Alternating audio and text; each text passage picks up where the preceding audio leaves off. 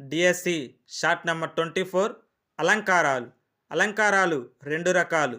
ఒకటి శబ్దాలంకారాలు, రెండు అర్ధాలంకారాలు. శబ్దాలంకారాలు. ఒకటి వృత్యానుప్రాస అలంకారం.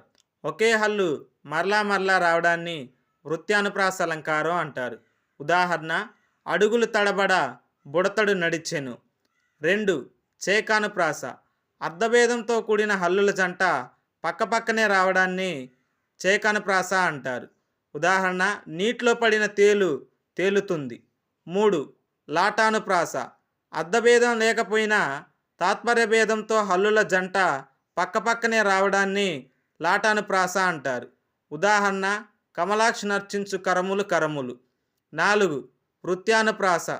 పద్యంలో కానీ వాక్యంలో కానీ చివర వచ్చే ప్రాసని అంత్యానుప్రాస అంటారు. ఉదాహరణ: కళ్ళెం, హారతి పళ్ళెం,